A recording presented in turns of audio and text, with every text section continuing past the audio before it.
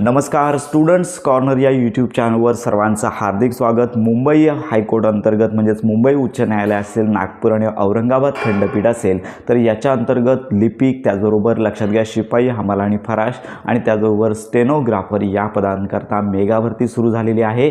तर या मेगा भरतीची अगदी प्रॉपर माहिती, अगदी ऑनलाईन फॉर्म कसा भरायचा, त्यानंतर विद्यार्थ्यांना येणाऱ्या अडचणी या संदर्भातले प्रॉपर व्हिडिओ आपल्या चॅनलवरती दिले जाणार आहेत। तर लक्षात घ्या या संदर्भातली संपूर्ण माहिती आपल्या चॅनलवरती दिली जाते। त्यामुळे लक्षात घ्या, तुम्ही जर मुंबई हायकोर्ट अंतर्गत किंवा नागपूर आणि औरंगाबाद खंडपीठांतर्गत जर तयारी करत असाल तर आजच आपल्या चॅनलला सबस्क्राइब करून ठेवा, जेणेकरून तुम्हाला प्रॉपर माहिती अगदी कोचिंगपासून हॉल तिकीट असेल, परीक्षा निकाल असेल, या संदर्भात प्रॉपर माहिती आपल्या चॅनलवरती दिली जाते। सगळ्यात महत्त्वाची बाब म्हणजे जर तुम्हाला या संदर्भात काही प्रश्न असतील तर आपल्या कमेंट बॉक्समध्ये नक्की विचारा, जेणेकरून तुम्हाला संपूर्ण माहिती आणि मदत मिळून जाणार आहे। मुंबई हायकोर्ट अंतर्गत जे ऑनलाईन फॉर्म सुरू झालेले आहेत, प्रत्येक विभागासाठी तुम्हाला वेगवेगळा फॉर्म भरायचा आहे। तर याच्यामध्ये अनेक जे कॅन्डिडेट आहेत तर यांना प्रश्न पडला होता की 7वी आम्ही पास आहोत पण आमच्याकडे गुणपत्रक नाही आहे, शिपाई भरती प्रक्रिया आहे, तर याच्यामध्ये जर 7वीचं सर्टिफिकेट नसेल तर आम्हाला फॉर्म भरता येतो का?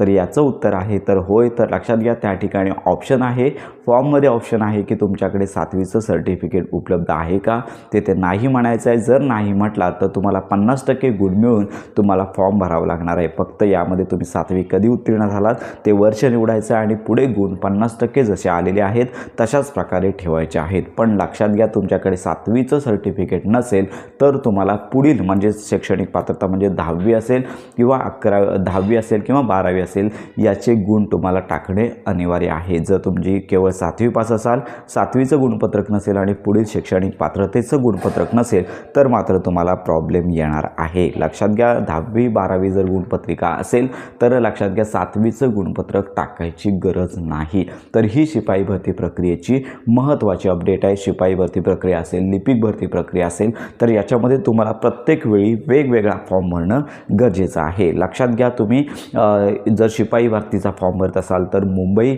हायकोर्ट असेल किंवा नागपूर आणि औरंगाबाद खंडपीठ असेल तर याच्या तिघांपैकी केवळ एका ठिकाणीच अर्ज करू शकता, प्रत्येक ठिकाणी तुम्हाला अर्ज करता येणार नाही आहे। याचबरोबर लक्षात घ्या, तुम्ही लिपिकसाठी अर्ज करू शकता, शिपाई पदांसाठी अर्ज करू शकता, पण एका पदासाठी अनेक ठिकाणी तुम्हाला अर्ज करता येणार नाही आहे। तर सगळ्यात प्रथम तुम्हाला चलन भरावं लागतं आणि त्याच्यानंतर ऑनलाईन फॉर्म भरायचा असतो। तर अशी ही स्टेप आहे आणि प्रॉपर फॉर्म भरायचा आहे। तर अशा प्रकारची ही महत्त्वाची अपडेट तुम्हाला देता येणार आहे। तर जर तुम्हाला लक्षात घ्या की मुंबई हायकोर्ट अंतर्गत शिपाई असेल, लिपिक असेल, स्टेनोग्राफर असेल, तर या संदर्भात जर भरती प्रक्रियेसंदर्भात ऑनलाईन फॉर्म किंवा इतर काय शंका असतील तर आपल्या कमेंट बॉक्समध्ये नक्की कळवा, जेणेकरून तुम्हाला संपूर्ण माहिती आणि मदत मिळून जाणार आहे। तर मुंबई उच्च न्यायालयाअंतर्गत जी भरती प्रक्रिया सुरू झालेली आहे, तर या भरती प्रक्रियेसंदर्भात खात्रीशीर माहितीसाठी आपल्या स्टुडंट्स कॉर्नर या यूट्यूब चॅनलच्या कनेक्टमध्ये राहा।